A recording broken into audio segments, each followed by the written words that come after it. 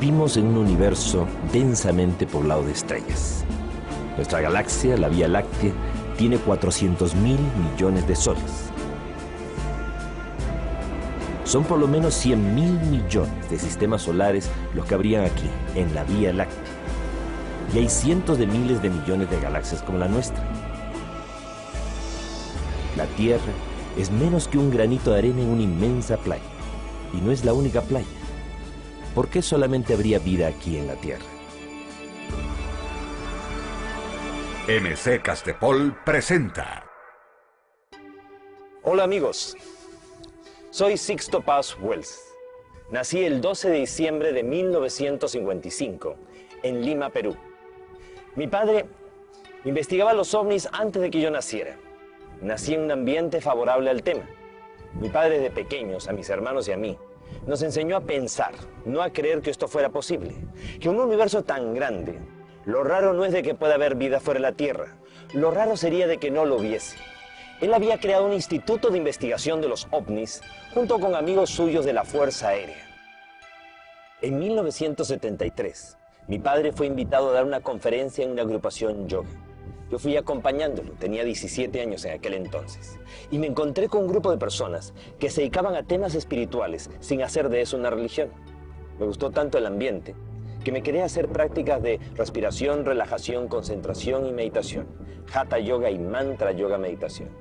Al año siguiente, en 1974, salió una noticia en el diario más serio y conservador de Lima, el diario El Comercio, que decía que se había descubierto que el espacio no era un silencio sepulcral como se creía, sino que era mucho ruido, mucha bulla, y que esos sonidos provenientes del espacio podían ser mensajes enviados de otros planetas, de civilizaciones avanzadas que podrían estar intentando comunicarse con sus similares en el universo.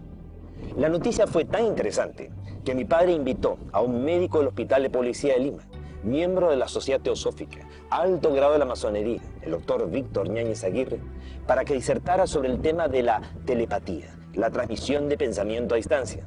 Planteaba este médico que de existir seres en otros planetas, podrían no solamente estar llegando a la Tierra con sus naves espaciales, sino que mentalmente, de forma telepática, o astralmente hasta en sueños, podrían estar intentando comunicarse con la humanidad. La noticia fue tan interesante que de regreso a la casa, le conté a mi madre y a mi hermana de lo que se había hablado e intentamos, como jugando, recibir un mensaje.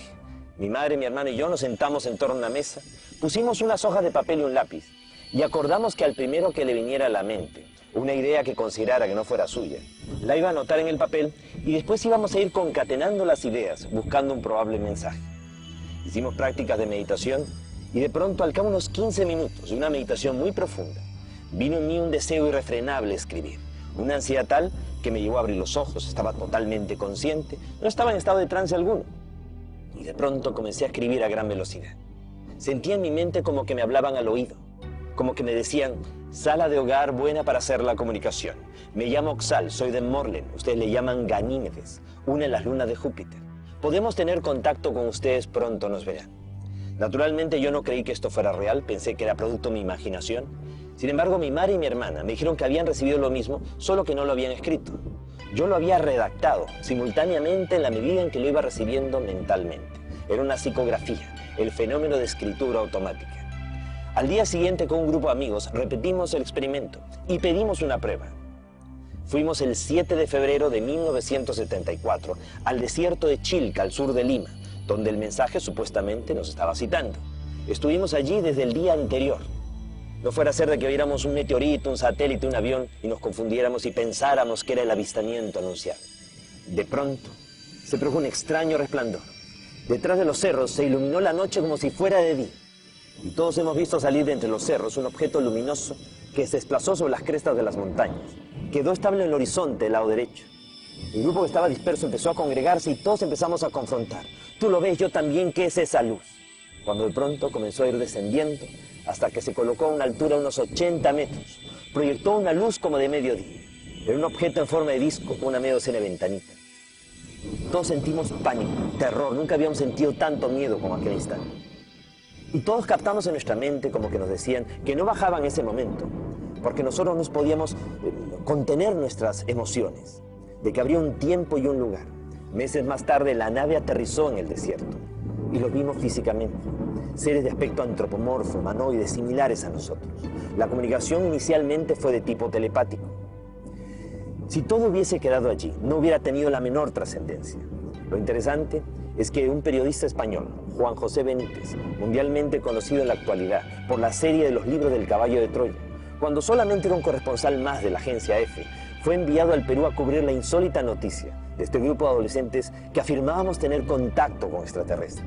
Él nos acompañó al desierto de Chilca y él, a la hora exacta del día de la cita, según nuestros mensajes, pudo ver aparecer en el cielo, para él, 2 ovnis, objetos voladores no identificados. Para nosotros eran BETs, vehículos extraterrestres dirigidos, demostrándoles que esto es una realidad y que sí es posible establecer un contacto, una comunicación con estos seres. De regreso a España, escribió su primer libro, OVNIS SOS a la Humanidad, de Editorial Plaza y Janés. Y eso hizo de que la experiencia de su contacto fuera conocida a nivel mundial.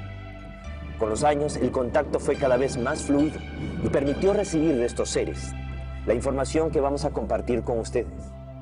La información del plan cósmico, de la cosmogonía extraterrestre, de los orígenes de la humanidad.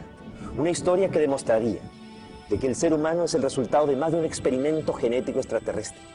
Que a lo largo de nuestra historia, aquí ha habido más de una hibridación y mestizaje. Naufragios estelares, colonizaje y hasta deportación de extraterrestres a nuestro mundo. Y que si no tomamos en cuenta el eslabón extraterrestre, la historia de la humanidad no tiene ni pies ni cabeza.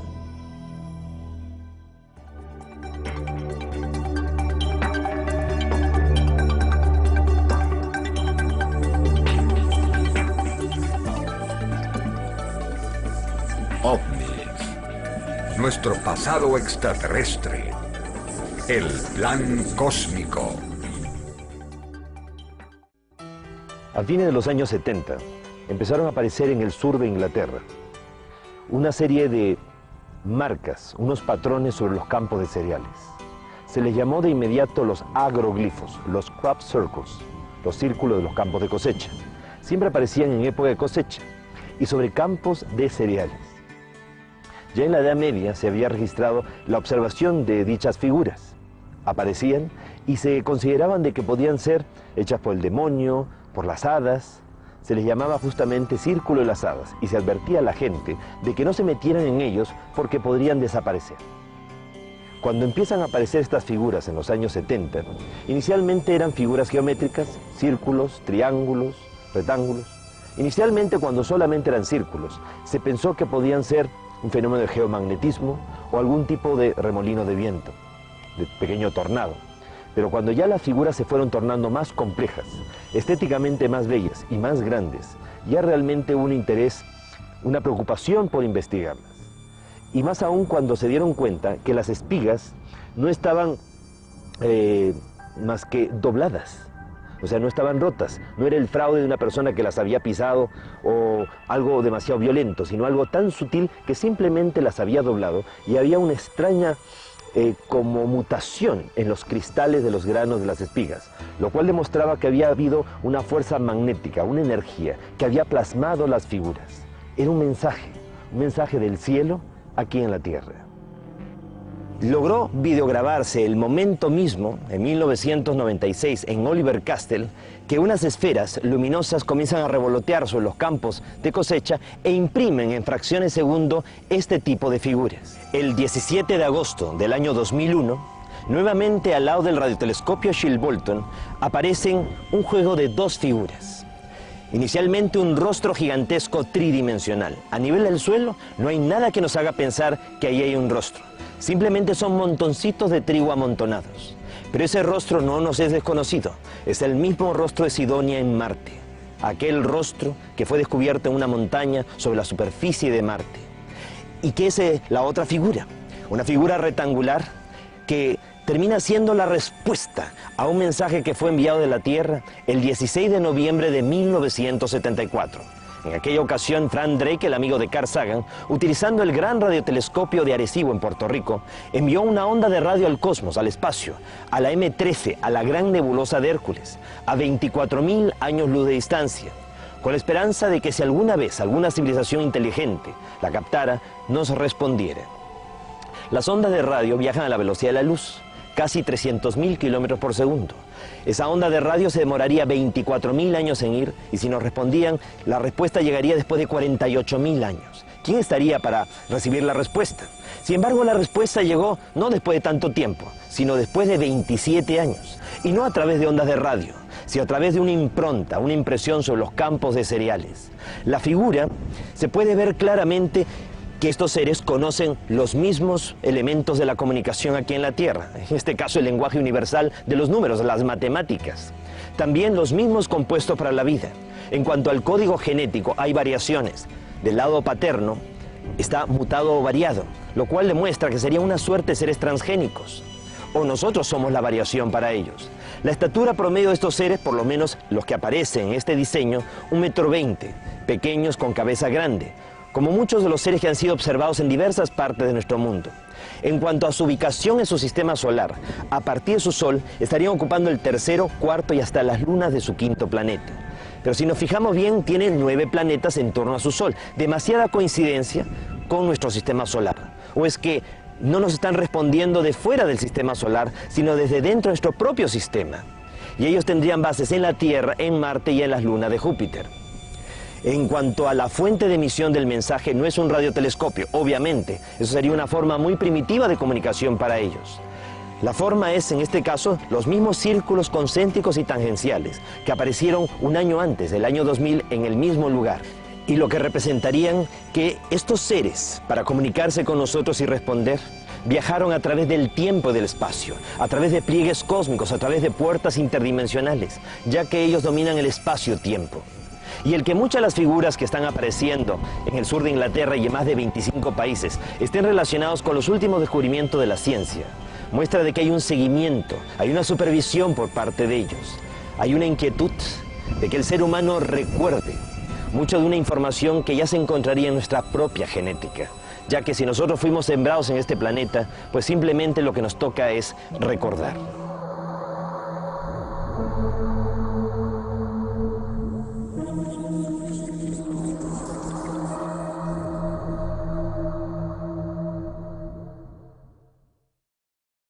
Poco a poco los científicos han ido descubriendo de que hay múltiples dimensiones. Somos pues seres multidimensionales.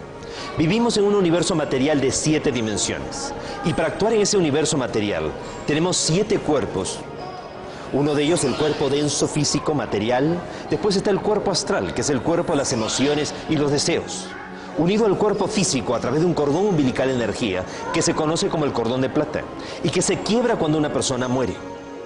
El tercer vehículo es el ego inferior, que es el carácter y la personalidad. Cuando una persona muere, se muere el cuerpo físico, se muere el cuerpo astral y también va muriendo el carácter y la personalidad con nosotros. El cuarto vehículo es el mental superior, el cuerpo de las facultades psíquicas, nuestra percepción extrasensorial. El quinto vehículo es el alma, la catedral del espíritu, el acopio de las experiencias de nuestras vidas anteriores. El sexto vehículo es el espíritu, la conciencia.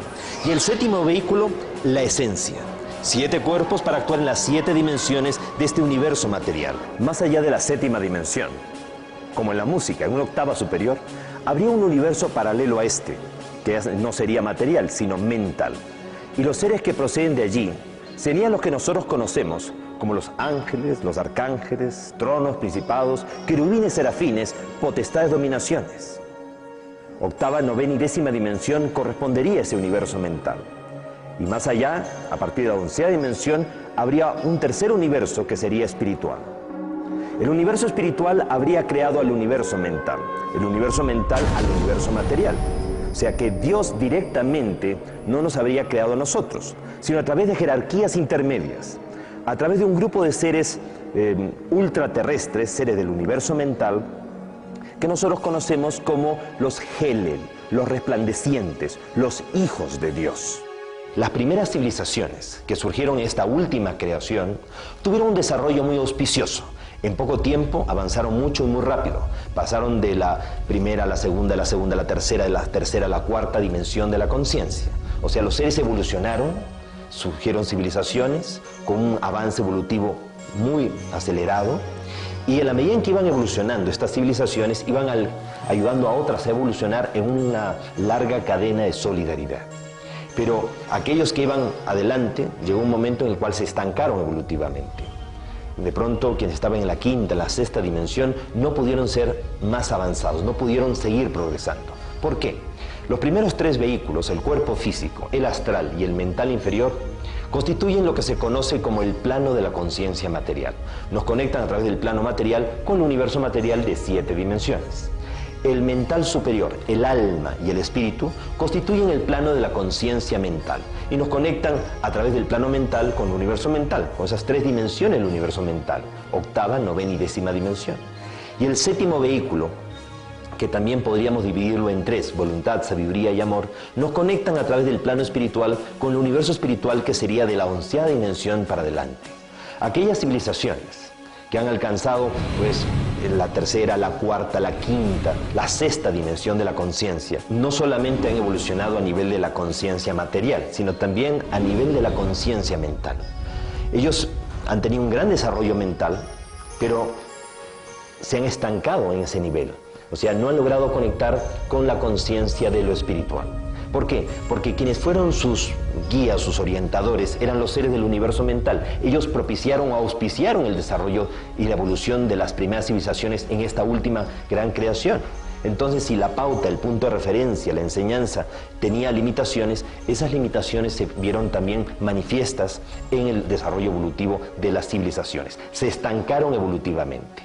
Entonces se habría producido, según lo que los extraterrestres relatan en las experiencias de contacto, un concilio cósmico en el cual los seres ultraterrestres, los seres del universo mental, los Heli, los padres creadores, dialogaron para tratar de entender cuál había sido el error que se había cometido en esta última creación.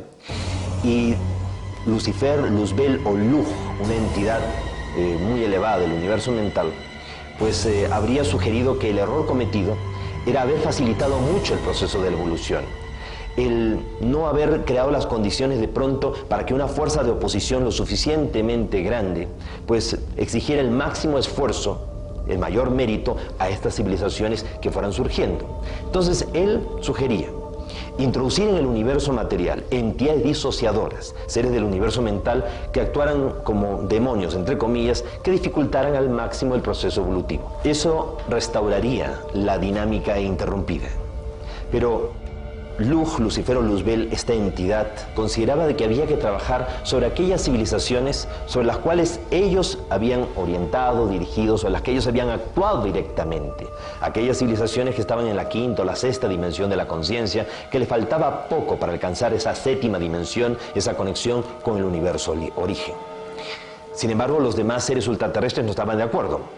Era como cambiar las reglas de juego. Es como que tengamos nosotros a un hijo en una escuela militar internado con una disciplina rígida y faltándole un año para graduarse, lo sacamos de esa escuela, lo ponemos en un colegio mixto, que no es internado, que no tiene disciplina rígida, es muy probable que naufrague. Entonces no se pueden cambiar las reglas de juego sobre lo que ya está avanzado. Entonces sugirieron estas otras entidades más bien trabajar sobre civilizaciones nuevas, sobre civilizaciones que recién se estaban iniciando.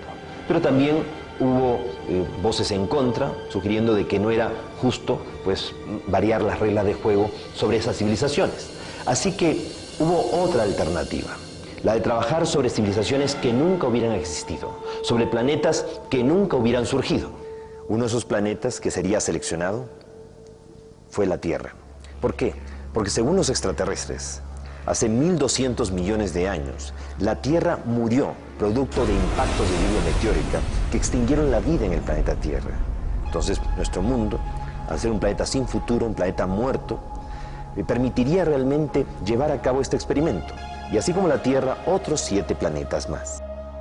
Un grupo de civilizaciones extraterrestres recibió la autorización de parte de jerarquías cósmicas de seres de otras dimensiones, como para viajar a través del tiempo y del espacio y llegar a la Tierra antes de que la Tierra muriera e impedir de que muriera, creándole con ello un tiempo alternativo paradójico. Imaginémonos por un instante que el tiempo del universo es como una espiral ascendente. En una de las curvas de la espiral, la Tierra murió, pero el universo continuó. Entonces un grupo de civilizaciones que puede viajar a través del tiempo y del espacio, a través de pliegues cósmicos, de puertas interdimensionales, llega a la Tierra antes de que la Tierra muera e impide de que muera. Ellos se encargaron de transformar esos mares ácidos en mares alcalinos, sembraron esporas en nuestro mundo, aceleraron el proceso de la vida, con la intención de que nuestro planeta algún momento llegara a albergar una civilización con un potencial psíquico y espiritual, capaz de lograr niveles de evolución que ni siquiera ellos han alcanzado. Una civilización que fuera capaz de reconectar, de establecer el puente de comunicación con el universo origen, con el universo espiritual. Una civilización que terminara convirtiéndose en maestro de sus propios maestros. El que se diera esta oportunidad a civilizaciones nuevas no fue algo que contentara o que dejara muy tranquilo a esta entidad Lujo Lucifer, que desde el primer momento trató de boicotear, sabotear e impedir que el proyecto se llevara a cabo, porque no era como él había sugerido. Vamos a encontrarnos entonces que la primera civilización que se llega a establecer en el planeta es de origen extraterrestre. Seres de la constelación del Cisne aterrizaron en nuestro planeta cuando solamente era un gran continente, Pangea, en donde correspondería a la Antártida. Y a esta primera civilización se le llamó Antártica. Tiempo después llegan otros seres en lo que ya correspondería a la era mesozoica o secundaria y se instalan en la parte superior del norte de Europa, en lo que viene a ser la civilización hiperbórea o hiperboreal, la parte superior del norte. Estos seres coexisten con un mundo inestable, violento, que está dominado por los dinosaurios, y va todo siguiendo un proceso de supervisión continua, constante, un seguimiento, manipulaciones de tipo genético por parte de estos seres. Sin embargo, hace 65 millones de años, sin que ellos pudieran evitarlo, se produjo lluvia meteórica, un terrible desastre, una catástrofe cósmica que llevó a que un asteroide de casi 10 kilómetros de diámetro llegara a impactar a nuestro planeta, dejando un cráter de 250 kilómetros de diámetro en las costas de Mérida, en el Yucatán. Y produjo realmente una onda expansiva tan violenta que precipitó la extinción de una buena parte de los dinosaurios. Si no, estos habrían evolucionado hacia una forma inteligente de vida y serían hoy los que dominarían con su inteligencia nuestro planeta. Nuestro planeta quedó tan fuertemente afectado por el impacto. La vida, podríamos decir, como que casi se extinguió en nuestro mundo. Por lo cual la Tierra fue el primer planeta de los 8 seleccionados que fue descartado. Habían sido pues seleccionados 8 planetas, 2 por galaxia, de un grupo de galaxias que giran en torno a la M31, la gran nebulosa de Andrómeda, que se encuentra a 2 millones de años luz de distancia de nosotros. Entonces, eran 2 planetas por galaxia, 4 galaxias de ese conjunto, ese grupo local. Al descartarse la Tierra, concentraron su atención en los otros 7 planetas. Pero con el tiempo, de los otros 7 planetas, 3 se destruyeron totalmente. No quedó de ellos ni polvo. De haber tenido 8, solamente se quedaron con 4, por lo cual eso los preocupó. Al haber fracasado entonces el proyecto en los otros 4 planetas de categoría Ur que quedaban, decidieron darle una nueva oportunidad al planeta Tierra. Y estos seres, viajando siempre a través del tiempo y el espacio, el tiempo para ellos no está pasando igual que para nosotros, llegan a nuestro mundo y se encuentran que hace 80.000 años, la raza lemuriana, la raza negra, originaria del planeta Tierra, llegó a evolucionar mucho, a tal punto que despertó toda su potencialidad, su percepción extrasensorial. Los seres humanos de aquel entonces fueron capaces de descubrir de que vivíamos en un tiempo alternativo, diferente al real tiempo del universo, y que ese tiempo podía ser flanqueado, que podía ser atravesado. Ahora, parte del desarrollo se había producido producto del consumo de plantas alucinógenas, algo que para los seres extraterrestres pues no estaba bien. Cuando los extraterrestres que se habían dedicado a los otros 4 planetas estaban pendientes del proceso evolutivo, se enteraron de que la humanidad de la Tierra estaba evolucionando, estaba avanzando, pero lo había hecho bajo un proceso que no era el que ellos consideraban el más adecuado, decidieron venir aquí. Y hace unos 30.000 a 35.000 años de los nuestros, se produjo un terrible retroceso. Estos seres habrían contribuido, los extraterrestres, a un olvido colectivo de la humanidad. Es algo que se menciona en el libro de la Biblia, en el capítulo 11 del Génesis, cuando se refiere de la Torre Babel. Hubo una época de la historia de la humanidad en que los seres humanos hablábamos un solo idioma, o sea, teníamos desarrollado la telepatía, la percepción extrasensorial, y habíamos sido capaces de construir una escalera al cielo, o sea, una conexión con lo superior, con esas otras realidades. Dice la Biblia que los Elohim tuvieron temor de que al ser humano no les resultara nada imposible, así que ellos decidieron intervenir para hacernos olvidar. Y se produjo hace 30.000 a 35.000 años atrás un terrible retroceso en el ser humano, un olvido generalizado en el cual ellos podrían retomar el proceso evolutivo, pero ya con la propia supervisión, ya con el control de ellos.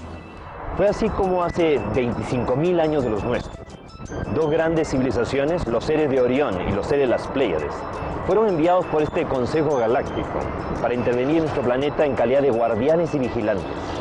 Unos eran los seres de Orión y otros los seres de las Pléyades. No todos los Oriones tenían apariencia antropomorfa, humanoide. Habían unos con aspecto reptiloide. Precisamente el jefe de los Oriones se llamaba Satanel, Satán o Satanás, un extraterrestre, que no hay que confundirlo para nada con Lucifero Luzbel, que sería un ultraterrestre. Con los siglos, la angeología ha ido confundiendo tanto las cosas que a veces se utiliza el mismo nombre de un ángel de luz para denominar a uno de oscuridad y viceversa. Por ejemplo, se utiliza la palabra Ha-Satán, el adversario, para denominar a Lucifero Luzbel, o serían dos entidades totalmente diferentes. Fue así entonces que llegan estos guardianes y vigilantes. La idea era hacer un seguimiento del proceso de la evolución de la humanidad. Se había producido un terrible retroceso, como mencionamos. Esto precisamente se hace referencia en el capítulo 11 del Génesis, cuando dice que los Elohim vieron de que los seres humanos hablábamos un solo idioma, que habíamos sido capaces de construir una escalera al cielo y que ya nada nos sería imposible. Esa escalera naturalmente no era tanto un zigurato, una torre o pirámide, sino más bien una conexión de tipo psíquico, espiritual. Entonces decidieron venir y confundir las lenguas, nos hicieron olvidar. Ese olvido sería el terrible retroceso que nosotros pues ya registramos en esta historia del plan cósmico. Entonces la responsabilidad de los guardianes y vigilantes recayó sobre la persona de este Satanel, que también era un leal seguidor de las enseñanzas o de las directrices de Lucifero Luzbel. En un determinado momento, Satanel consideró que si el proyecto había fracasado en los otros 7 planetas, y aquí los experimentadores desde un inicio habían perdido el control sobre el experimento, y como podíamos poner en peligro el orden cósmico, el orden establecido, mejor era cancelar el proyecto y terminarlo, que no continuara aquí en nuestro mundo. No todos los guardianes y vigilantes estuvieron de acuerdo con esta postura, y unos se mantuvieron fieles al plan cósmico y otros en contra. En aquel entonces se produjo una especie de tensión, de crisis entre los guardianes. Inicialmente fue a nivel teórica, pero posteriormente pasó a ser una verdadera guerra de galaxias, cuyos ecos todavía resuenan en el universo. La Biblia nos habla de la guerra de los hijos de la luz contra los hijos de la oscuridad, la guerra de los ángeles. El Mahabharata, el Ramayana, nos habla de verdaderas guerras de galaxias, teniendo como escenario neutral de sus batallas nuestro mundo.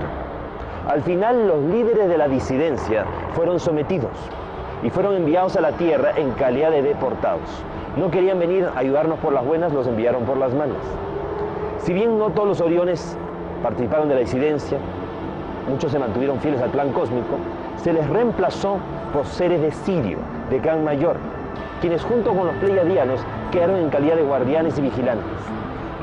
Los Oriones que se mantuvieron fieles se les llevó a las lunas de Júpiter y quedaron allí en colonias mineras en un estado de observación de nuestro planeta, con miras a que algún día ellos pudieran actuar como instructores planetarios y resarcir a la humanidad por el daño que nos habían ocasionado sus congéneres o reivindicarse ellos como civilización. Estos seres que fueron deportados aquí a la Tierra tendrían que haber cambiado de actitud. Sin embargo, no fue así. Desde un primer momento, declarar una guerra a muerte a la humanidad, tratar de impedir de que se cumpliera el plan cósmico, de que la humanidad llegara a ese nivel de evolución que ellos no querían o temían que pudiera lograr realmente el ser humano. Entonces se constituyen como un gobierno secreto mundial tenebroso, negativo, las fuerzas satánicas, y empezaron a conspirar terriblemente contra la humanidad. Acostumbrados a vivir miles de años fuera de nuestro mundo, envejecieron prematuramente y murieron. y quedaron atrapados en una cuarta dimensión aquí en el planeta. Ellos influenciaron psíquicamente sobre muchos seres humanos, personas débiles de carácter, débiles de voluntad a lo largo de la historia, vinculando a esas personas a la política, a la religión, a la economía, a los mandos militares, a la moda, a la música, para a través de ellos sembrar el caos mundial, llevar el mundo hacia la autodestrucción. Fueron estos seres de este gobierno tenebroso, negativo, los que habrían también influenciado de alguna manera sobre los pleiadianos, como para que cometieran la grave transgresión de tener relaciones sexuales con seres humanos de la Tierra. Fue Semiasaz, el jefe de los 200 pleiadianos, que habrían tenido contacto sexual con los seres humanos de la Tierra. Es lo que se menciona en el libro del Génesis capítulo 6 cuando dice: cuando los hombres comenzaron a poblar la tierra engendraron hijas, y viendo los hijos de Dios, los ángeles del cielo, que las hijas de los hombres eran hermosas ante sus ojos, tomaron de entre ellas cuantas quisieron y procrearon de estas los antiguos héroes de antaño. Fueron así pues estos 200 extraterrestres los que habrían tenido contacto sexual y se habrían producido híbridos, mestizos, que fueron reunidos en un grupo de 10 islas, la mayor de ellas, la isla de Undal, en el Océano Atlántico. Allí establecieron su capital en Poseidonis o Poseidópolis, tal como lo menciona Platón en sus diálogos, el Critias y el Timeo, y también en la República. Fue tal el conocimiento y la tecnología recibida de parte de los padres extraterrestres hacia los atlantes, que eso le permitió a ellos desarrollar grandes laboratorios de experimentación. Ellos manipularon los cerebros y la genética de delfines y ballenas, lo que habría contribuido al avance de estos seres. También le permitió a los atlantes viajar más allá de nuestro planeta, viajar hacia las estrellas. Ellos habían tenido la intención de establecer colonias en Maldek, Tir, Mayona, un planeta que existiría entre Marte y Júpiter, y utilizarían Marte como trampolín para poder llegar allí.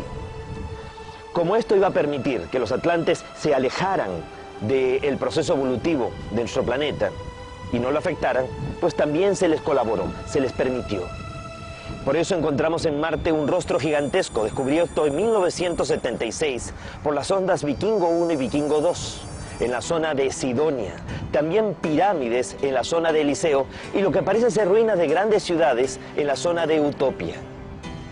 Los atlantes habrían coexistido con una raza originaria de Marte que viviría en el subsuelo de Marte, quienes habrían recibido a los atlantes con curiosidad.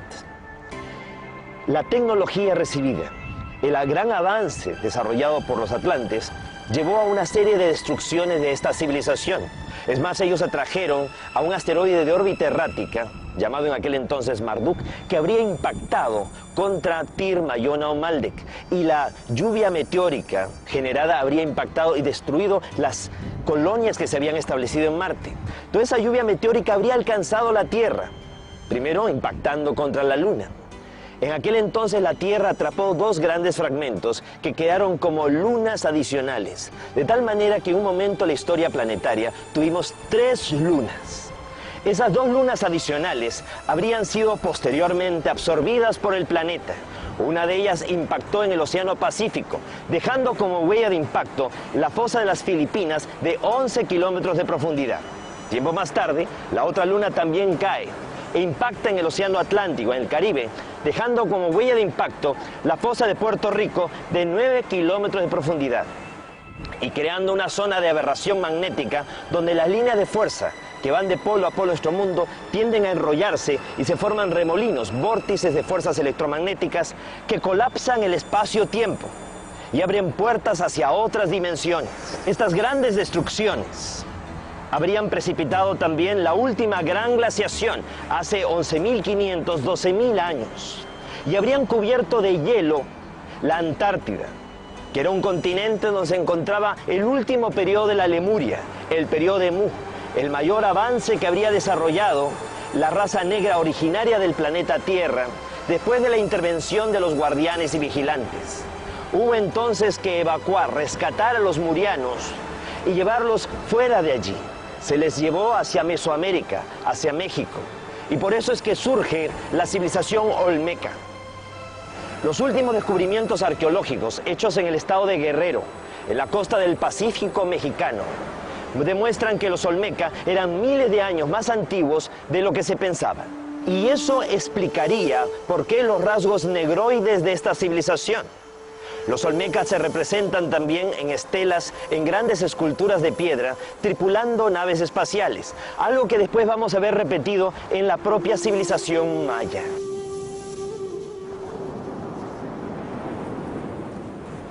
Para contrarrestar el efecto nefasto de toda esta influencia negativa, fueron enviados aquí a la Tierra 32 seres extraterrestres de 32 civilizaciones diferentes, que aterrizaron en el desierto del Gobi, la Mongolia, y fundaron la mítica Shambhala, la capital del reino de Agartha, el mundo intraterrestre.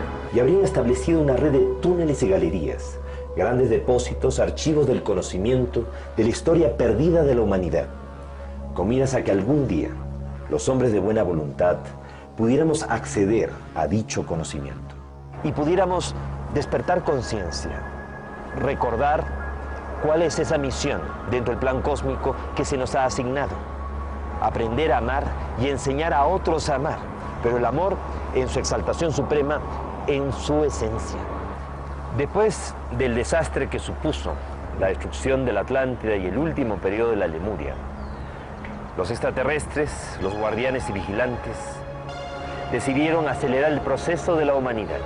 Y fue así que concentraron sus esfuerzos en Mesopotamia. Surge el proyecto Sumerio. Sumer o Sumeria se traduce como el país de las naves espaciales.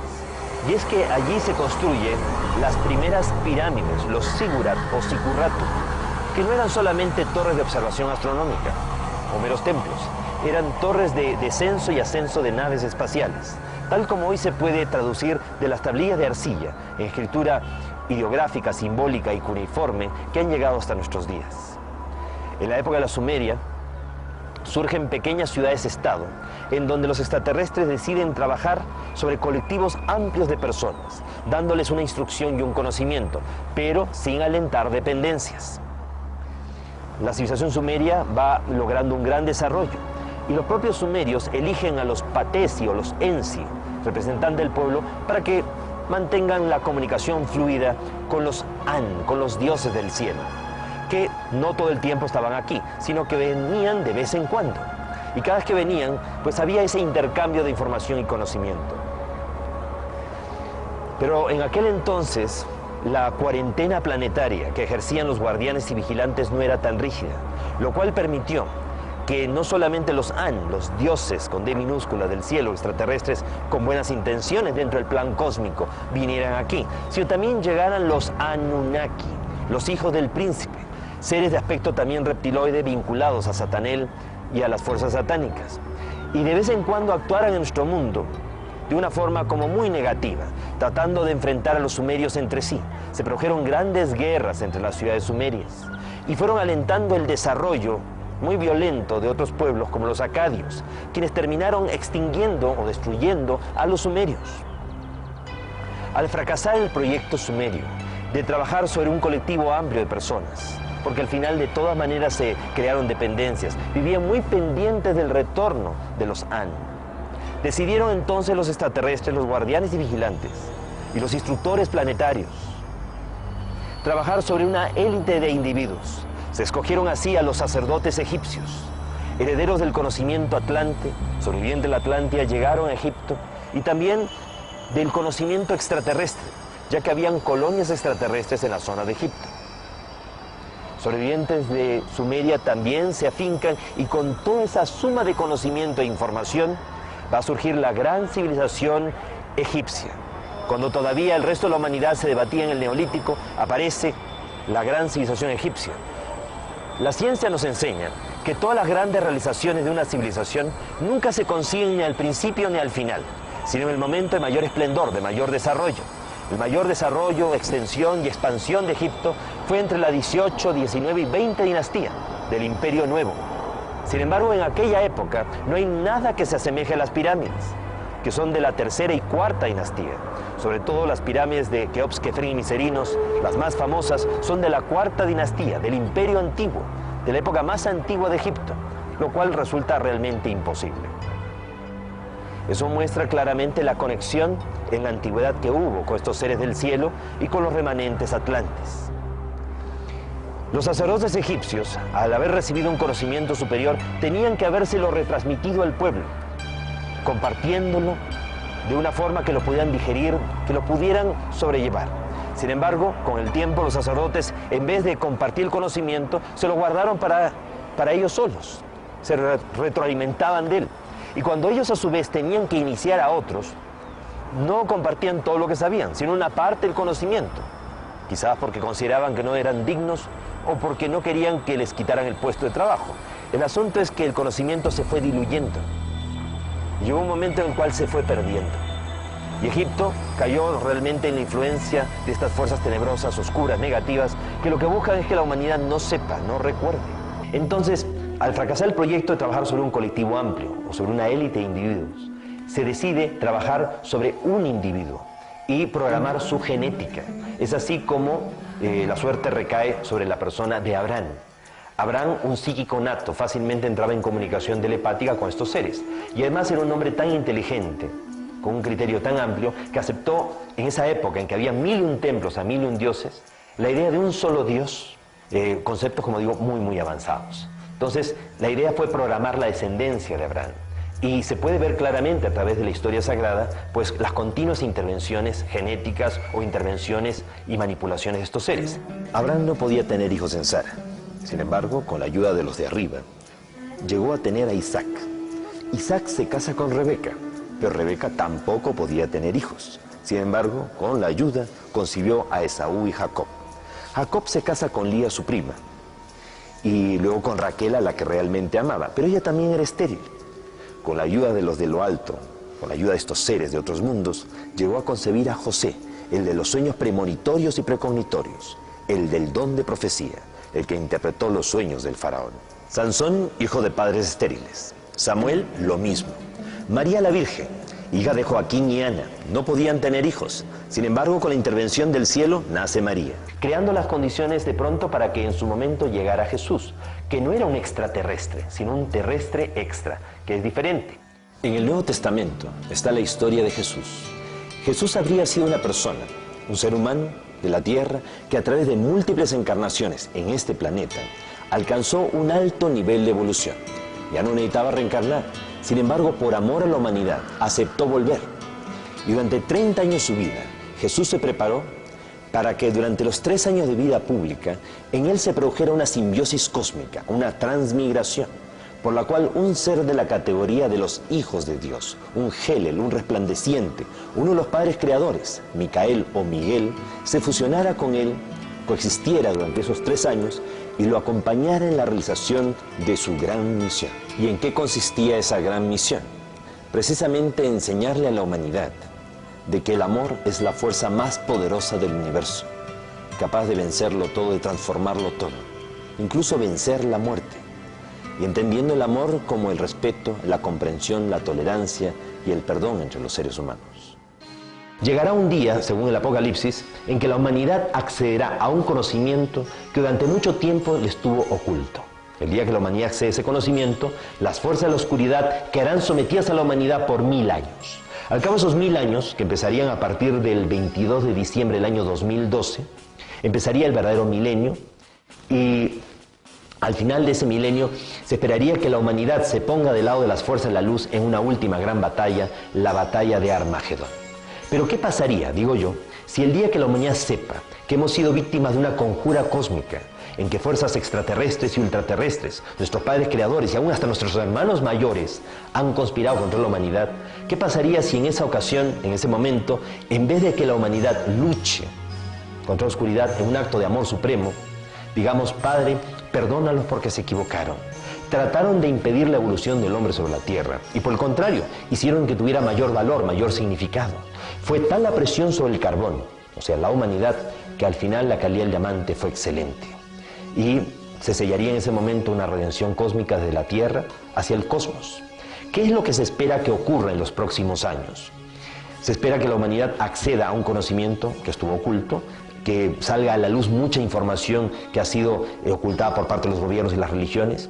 Y ese salir de la oscuridad hacia la luz, ese despertar, va a ser tan violento que mucha gente no lo va a poder resistir. Así que en los próximos meses, en los próximos años, se va a accesar a mucha información.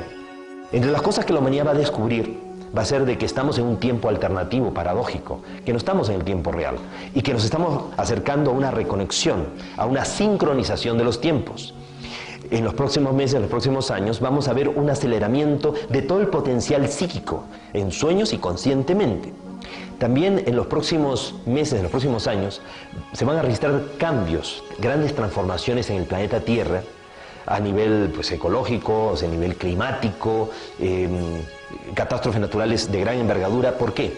Porque la Tierra está acercándose a un gran parto planetario, una gran transformación. Los mayas sabiamente supieron anticipar todo esto. Ellos consideraron de que a partir del año 2003, cada año simbólicamente iba a ser como un mes de gestación previo a un gran parto planetario. De ese gran parto que se espera que deba ocurrir de aquí al 22 de diciembre del año 2012, cuando se produzca este giro del tiempo. Ahora, ¿la humanidad estará en capacidad realmente de cumplir esa gran responsabilidad, esa gran misión que se le ha asignado? ¿Seremos capaces realmente en su momento de un perdón cósmico? Si antes no somos capaces de vivir en tolerancia y de perdonarnos y aceptarnos a nosotros mismos tal como somos y aceptar a nuestra familia, a los demás tal como son. Hoy las fuerzas tenebrosas están tratando de incentivar a como dé lugar el odio racial, el odio étnico, las luchas y enfrentamientos de tipo religioso. Entonces estamos en el mejor momento de la historia de la humanidad como para que demostremos un verdadero nivel de espiritualidad, procurando la unidad en la diversidad. Todo lo que nos une y no lo que nos separa. Recordemos, somos seres humanos en este hogar que es el planeta Tierra, un planeta que está predestinado para ser luz de los demás, en este caso, luz del cosmos. No somos el centro de la creación, pero sí el centro de una expectativa cósmica. Si no, tantas civilizaciones extraterrestres no estarían llegando desde tiempos inmemoriales a nuestro mundo.